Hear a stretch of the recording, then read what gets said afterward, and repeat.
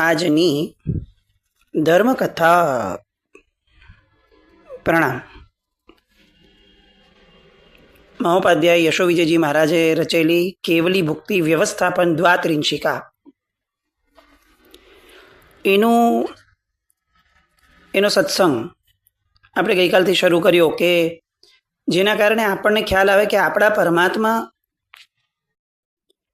કેવળ જ્ઞાન થયા પછી પણ ભોજન વાપરતા હોય છે. આમ જોવા જઈએ ને તો સામાન્ય રીતે કલ્પસૂત્રજીની અંદરમાં આપણે આ બધાએ બહુ સાંભળ્યું છે કે ભગવાનને લોહીના જાડા થઈ ગયા, પછી સુલસા આદિના જે પ્રસંગો, કૌચાપાક બોરાવાના ને બધા આ બધા પ્રસંગો, સુલસાને ધર્મલાભ કહેવાના પ્રસંગો, રેવતી શ્રાવિકા આગળ કૌચાપાક લેવાના પ્રસંગો, આ બધા દ્વારા આપણે એટલું સમજીએ છીએ કે પરમાત્માએ આહાર તો ગ્રહણ કર્યો હતો. હવે અચાનકથી આપણને કોઈ એમ કે ભગવાન આહાર ગ્રહણ કરે, તું જે કરે છે એ જ ભગવાન કરે, તો ભગવાન છે ના, અને મનની અંદરમાં દ્વિધા ઉત્પન્ન થાય. અને દ્વિધાના કારણે આપણી શ્રદ્ધા જે છે એમાં ક્યાંક ને ક્યાંક એક નાનકડું પણ કાણું પડે, જે ધીરે ધીરે ગાબડું બનતું જાય. પશ્ચિમી વાયરાઓએ જે આપણી સાથે કામ કર્યું ને આ જ કર્યું. એણે આપણા આચાર ઉપર ઘા ન કર્યો, એણે આપણા ભગવાન ઉપર ઘા ન કર્યો, એણે આપણી શ્રદ્ધા પર ઘા કર્યો. અને આજે છેલ્લા 25-40 વર્ષની પરિસ્થિતિ જોઈએ તો આપણને ખ્યાલ આવે કે મોગલોએ મૂર્તિ તોડવા દ્વારા જેટલું નુકસાન નહોતું કર્યું, કદાચ એક અપેક્ષાએ એનાથી વધુ નુકસાન આ અંગ્રેજોએ આપણી શ્રદ્ધા ઉપર અને આપણી વિચારધારા ઉપર ઘા કરીને કર્યું. મોગલોએ મૂર્તિ તોડીને તો આપણા સંપન્ન શ્રાવકોએ એના કરતાં ઘણી વધારે મૂર્તિઓ, ભગવાનો, જિનાલયો આ બધાની સ્થાપના કરી લીધી. પણ આ લોકોએ આખું ને આખું મગજ ફરાવી દીધું. તો હવે આજે આપણી પરિસ્થિતિ એવી છે કે આપણી પાસે એક જનરેશન જ નથી, અને આગળ વધતા ભવિષ્યમાં તો શું થશે એ ખબર નથી. જૈન કુળમાં જન્મેલા વ્યક્તિઓ પણ નાસ્તિક થવામાં પોતાને ગૌરવ સમજે છે. એ પરિસ્થિતિમાં આપણને લાવનાર આ પશ્ચિમી વાયરાઓ. પણ પશ્ચિમી વાયરાઓએ પણ આપણી પર અસર કેમ કરી? કારણ કે આપણી શ્રદ્ધા પોકળ હતી. આપણે આપણી નેક્સ્ટ જનરેશન સુધી આ તાર્કિક રીતેની સમજણો આપણે પહોંચાડી ન શક્યા. ઇનફેક્ટ બહુ દયનીય સ્થિતિ એ છે કે આજે પણ આપણે એ દિશામાં પ્રયત્નશીલ જ નથી.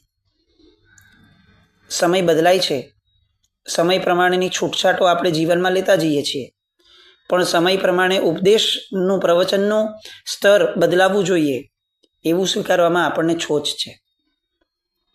હવે લોજિકલ હોય એ વાતો કરવી જોઈએ. તમે પહેલાં એવું કહી શકતા હતા કે ભાઈ સ્ત્રી અંતરાયમાં હોય ત્યારે એની પરિસ્થિતિ આવી હોય, પહેલે દિવસે આવી હોય, બીજે દિવસે આવી હોય, એની કક્ષા બહુ નબળી થઈ જાય ઉર્જાની. પણ હવે આજે જ્યારે વાયરાઓ સ્ત્રી સ્વાતંત્ર્યના, સ્ત્રી મુક્તિના, સ્ત્રી સમાનતાના ફેલાતા હોય એવા સમયે આવા શબ્દો કઈ રીતે ચાલશે? અને આ એવું શાસન છે કે જ્યાં બધા જ નયો લખેલા છે. આ એ જ શાસન છે કે જેની અંદરમાં સ્ત્રીને એ સમયે નારી નરકની દીવડી એવું લખેલું જે શાસ્ત્રોમાં છે એ જ શાસ્ત્રોમાં એ પણ લખ્યું છે કે ભાઈ સ્ત્રી એ મોક્ષને પણ અધિકારી છે. સ્ત્રીના માથે આખું ને આખું જૈન શાસન એ શ્રાવિકાના માથે છે. તો સમયોચિત વાતો, સમયોચિત વ્યવહાર એ ગીતાર્થોને આધીન હતા. એની જગ્યાએ ઓછી ગીતાર્થતા હોય એવા પણ લોકો પોતાના મંતવ્યો રજૂ કરતા થઈ ગયા. દેશકાળને અનુરૂપ ન હોય એવા મંતવ્યો રજૂ કરતા થઈ ગયા. અને એના કારણે પરિસ્થિતિ એવી આવીને ઊભી રહી કે આપણા જ કુળમાં જન્મેલી સ્ત્રીઓ એ એવું માનવા લાગી કે મારો ધર્મ એ બહુ રિજિડ છે, ઓર્થોડોક્સ છે. આપણા વડીલો પણ આ સમયોચિત છૂટછાટ નહીં પણ છૂટ કે જે એકચ્યુઅલી ધર્મ છે, પરિસ્થિતિ પ્રમાણે બદલાવવું એ પરમાત્માના શાસનનું એક લાક્ષણિક અંગ છે. પણ આપણે એ ન કરી શક્યા. તો પરિસ્થિતિ એવી થઈ કે વડીલોને અને નવી જનરેશનની વચ્ચે જનરેશન ગેપ એવડું મોટું થઈ ગયું કે જાણે બે વચ્ચે કોઈ કડી જ ન રહી, લાગણીનો તંતુ જ ન રહ્યો. અને એની અસર શું થઈ? તો કે વડીલો અગર ધર્મસ્થાનમાં જાય છે તો આપણે ધર્મસ્થાનમાં ના જાઓ. આ હદ સુધી આ જનરેશનને એનો કંટાળો ઊભો થઈ ગયો. આ બધાનું નુકસાન કોણે ભોગવ્યું? વડીલોએ ભોગવ્યું? ના, ભગવાનના શાસને ભોગવ્યું. આ બધાનું નુકસાન એ ઉપદેશકોએ કે વિચારકોએ ભોગવ્યું? ના, ભગવાનના શાસને ભોગવ્યું. તો તકલીફ આ છે. અને એટલે જ દરેક ધર્મને સિદ્ધાંતથી સમજવો એ બહુ આવશ્યક છે.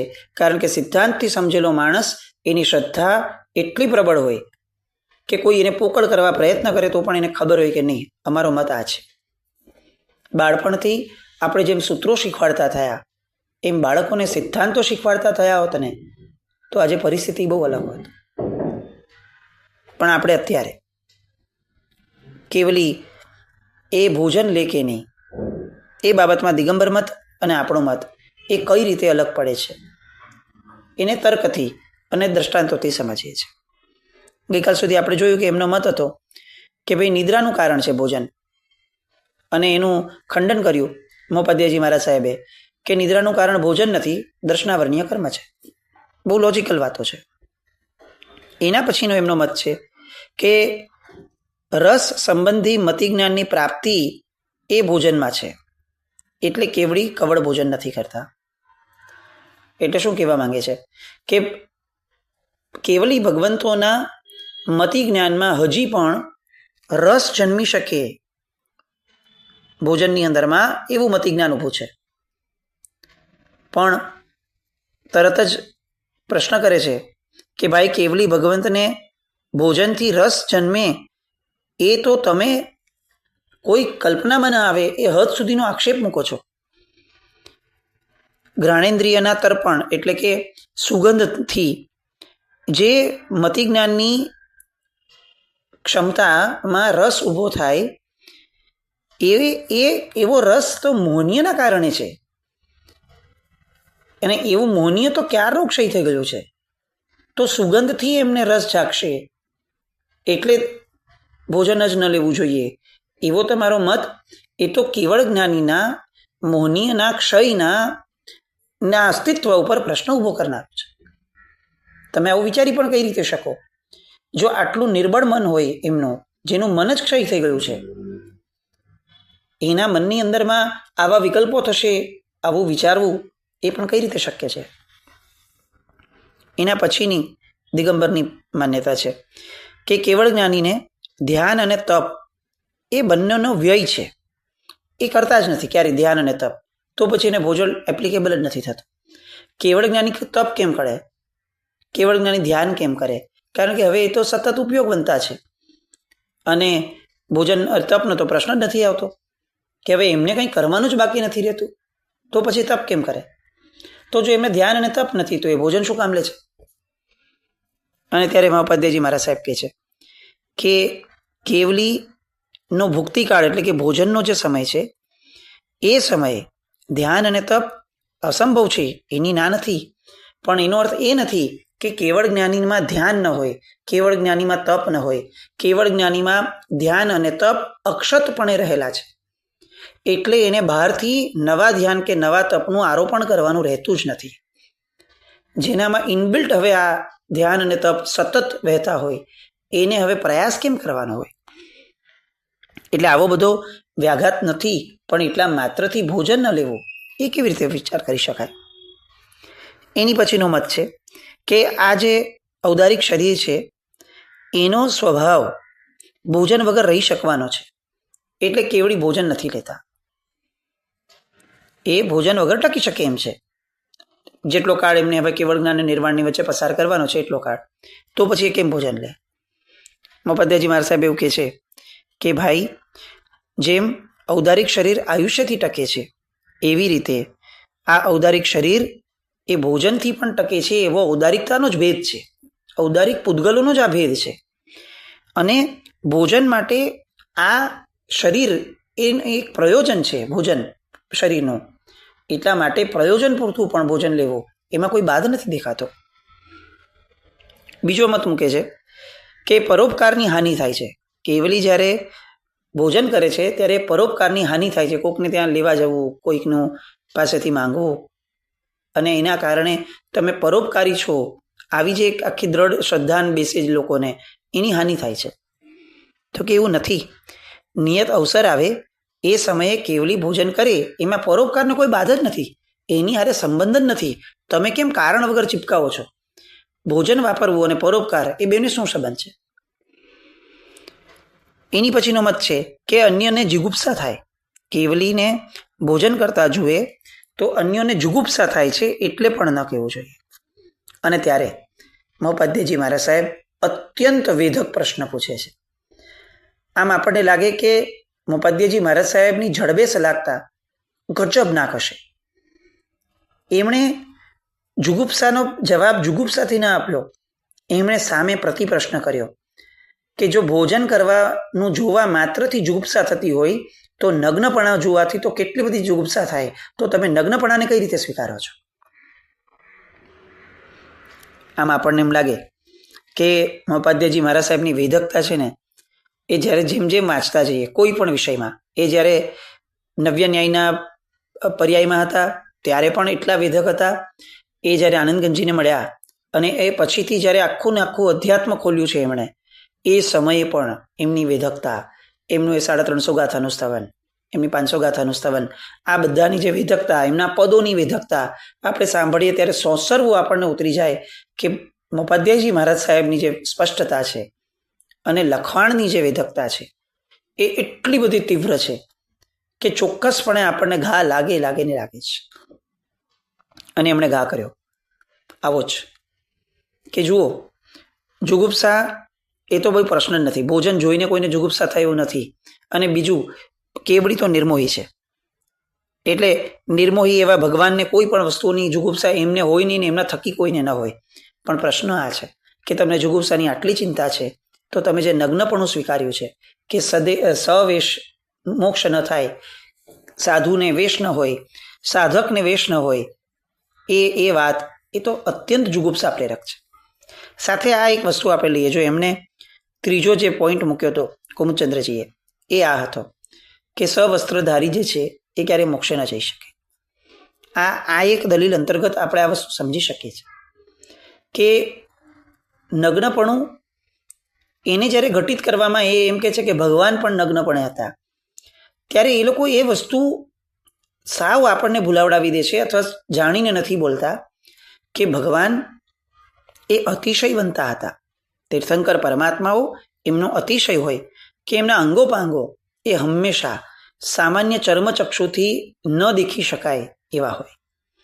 તો એમના નગ્નપણામાં પણ એમની પાસે એ અતિશય છે કે એમનો તેજ એટલું બધું પ્રબળ હોય કે એ અંગો એ જોઈ જ ન શકે કોઈ વ્યક્તિ.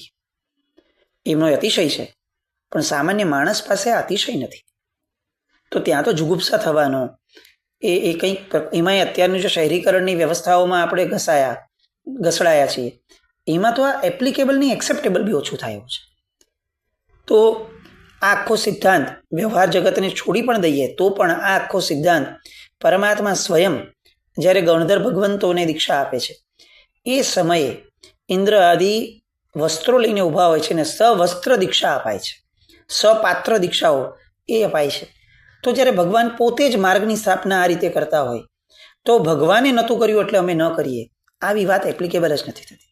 સિદ્ધાંતો હંમેશા સિદ્ધાંતને આધીન રહે, કોણે શું કર્યું એને આધીન નથી રહેતા. તીર્થંકર પરમાત્માઓની આજ્ઞા એ વધુ મહત્વ છે. આપણે ત્યાં ધર્મની એક શબ્દની વ્યાખ્યા શું મૂકી તો કે આણાય ધમ્મો.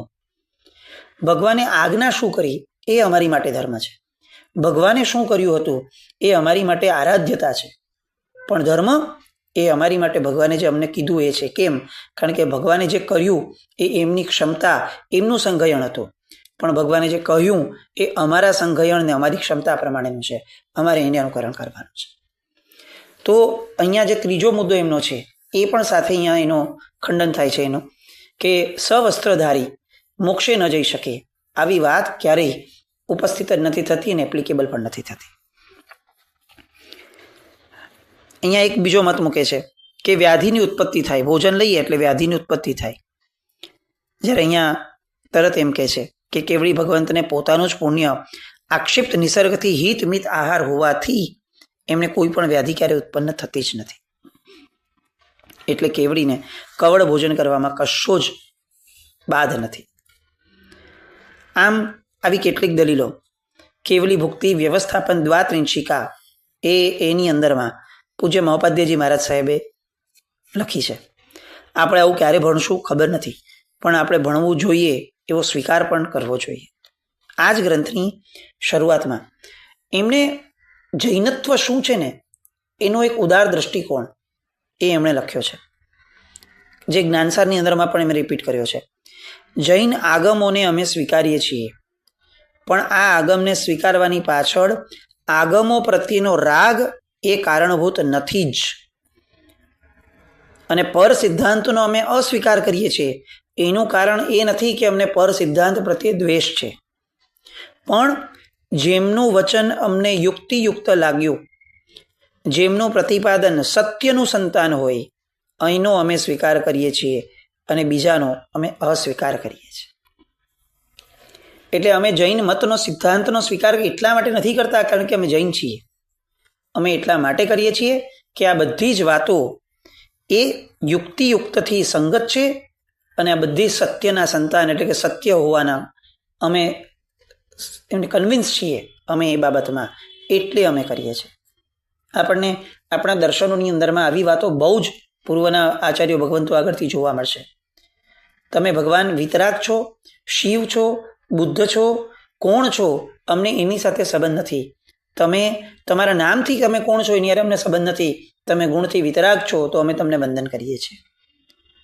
આવા બધા સ્ટેટમેન્ટ્સ આપણે ક્યારે પણ નામના કારણે, રૂપના કારણે ભગવંતને પૂજતા હોઈએ ને એવી કોઈ માન્યતા જ નહોતી. હા, બાળજીવ તરીકે એના પ્રત્યેથી આકર્ષણ થાય આ વાતોનું એ ઠીક છે, પણ આકર્ષણને ધીરે ધીરે સિદ્ધાંતના રાગની અંદરમાં અથવા સિદ્ધાંતના સ્વીકારની અંદરમાં કન્વર્ટ કરવું એ પણ એટલી જ મોટી જવાબદારી હતી. જીવનભર કોઈને બાળજીવ રાખવાની વાત જ નહોતી આપણે ત્યાં. કદાચ તમને કોઈ એક વ્યક્તિના રૂપ જોઈને આકર્ષણ થયું હોય ને અને લગ્ન કર્યા હોય તો ધીરે ધીરે લગ્ન કર્યા પછીથી એની સાથે સેટ થવું, એના સ્વભાવને સ્વીકારવો, એની બદીઓને પણ સ્વીકારવો, આવી રીતે વડીલો આપણને એક પ્રેરણા આપતા હોય કે ફક્ત રૂપની પાછળ ઘેલો થઈશ તો દોસ્ત રૂપ તો એક દિવસ કરમાઈ જશે, તો ત્યારે શું કરીશ, ત્યારે તારો સંબંધ શું થશે. તો જો એક સામાન્ય વ્યવહારમાં પણ રૂપનું આકર્ષણ એ દીર્ઘ સંબંધનું કારણ નથી બનતું, તો ફક્ત રૂપના આકર્ષણથી ધર્મની અંદરમાં જોડાવવું એને તો વડીલો સજ્જનો કઈ રીતે ઈષ્ટ ગણશે. એ શરૂઆત તરીકે કદાચ એને સ્વીકાર્ય ગણી શકાય, પણ આગળ જતા એ ક્યારે પણ સ્વીકાર્ય નથી બનતું. તો સિદ્ધાંતના આધાર ઉપર ભગવાનનું શાસન છે અને એટલે જ સિદ્ધાંતે ભાખ્યા જે ઉપકરણ મિલાવેતી ભક્તિ યોગની અંદરમાં પણ સિદ્ધાંત જ મૂળ કારણ છે. સિદ્ધાંત એ જ આખા ને આખા ભગવાનના શાસનની આરાધનાનું મૂળ કારણ છે એવું ઠેર ઠેર આપણે ત્યાં લખાયું છે. આપણે સિદ્ધાંતોની બાબતની અંદરમાં એટલા બધા ઉણા ઉતરીએ છીએ કે ન આપણને જાણવામાં રસ છે, ન કોઈ એલિગેશન મૂકે તો આપણને ભણવામાં રસ છે, ન એનો કોઈ વિરોધ કરવામાં રસ છે. કેમ? કારણ કે આપણે પોતે જ સિદ્ધાંતના જાણકાર નથી, તો કોઈ વિરોધ કરે એને શમાવવા માટેની તો આપણી આગળ ન ક્ષમતા છે, ન આપણી રુચિ છે. અને આ બધા જુઓ, દેવસુરી મહારાજ સાહેબ સુધી, એમની પછી યશોવિજયજી મહારાજ સાહેબ સુધી કેટલા બધા મહાપુરુષોએ સિદ્ધાંતની રક્ષા માટે આવા વાદો કર્યા અને એટલે કદાચ શાસન આપણા સુધી સૈદ્ધાંતિક રીતે પહોંચ્યું. હવે તો દરેક વ્યક્તિ સિદ્ધાંતને આગળ પાછળ કરી મચડીને ગમે તે રીતે મૂકે. આપણને ખબર જ નથી, કારણ કે આપણને ભણવામાં રસ જ નથી. આપણા વાંચનો છે ને જ્યાં સુધી પ્રબુદ્ધ નહીં થાય ને, આપણા શ્રવણો જ્યાં સુધી પ્રબુદ્ધ નહીં થાય ને ત્યાં સુધી દરેક વ્યક્તિ આપણને એના મનની ઈચ્છા પ્રમાણે નચાવી રાખશે અને મોક્ષ માર્ગની અંદરમાં આ ભાવ આપણને સાર્થકતા નહીં આપી શકે. તો આ મહોપાધ્યાય યશોવિજયજી મહારાજ સાહેબની આ એક માસ્ટર પીસ કૃતિ કે જેમાં એમનું ઉચ્ચ બૌદ્ધિક સ્તર એનું દર્શન આપણને થાય છે અને આ યુક્તિસભર નિરૂપણ એના આધાર ઉપર આપણે વાદીદેવ સુરી મહારાજ સાહેબની સામે કુમુદચંદ્રજીએ મૂકેલી 2 શરતો, બીજી 2 વાતો, સ્ત્રી મુક્તિની વાત થઈ, એના પછીની 2 વાતો આપણે જે ખાસ એમણે મૂકી હતી. એક, કેવળી આહાર ગ્રહણ ન કરે, અને નંબર બીજો કે કેવલી અથવા કોઈ પણ સાધક એ વસ્ત્ર સહિત મોક્ષે ન જઈ શકે. એ બંને વાતોનું ખંડન મહોપાધ્યાયજી મહારાજ સાહેબના આધાર ઉપર આપણે આ 2 દિવસ જોયું. આવતીકાલથી આપણે ફરીથી આપણી લયમાં આવશું કે જેની અંદરમાં હવે સરસ મજાનો એ વરઘોડો, એ યાત્રા, વિજય યાત્રા એ હવે ઉપાશ્રયે પહોંચે છે અને આખા ગુજરાતનો નાથ એ હવે કોકના ચરણમાં અળોટે છે અને એ આખી વાત એમની વિજ્ઞપ્તિ, એમની રજૂઆત સામે દેવસુરી મહારાજનો જવાબ, આ બધી ગુણવત્તા, આ બધી ઉચ્ચતા સભર વાતો, એ બધાના સંવેદનામાં ફરીથી આપણે બૌદ્ધિકતામાંથી ફરીથી સંવેદનામાં આપણે આવતીકાલથી જોડાશું. બસ એ દેવગુરુ એમણે જે કામ કર્યું છે વાદીદેવગુરુ મહારાજે, એની સતત સ્મૃતિ આ બધા તર્કો દ્વારા આપણે એમના ઉપકારની ઋણ સ્મૃતિમાં રહીએ એવી શુભમંગલ કામના. જીનાજ્ઞા કંઈ પણ બોલાય તો મિચ્છામિ દુક્કડમ. જય નમ જય અતિશાસન.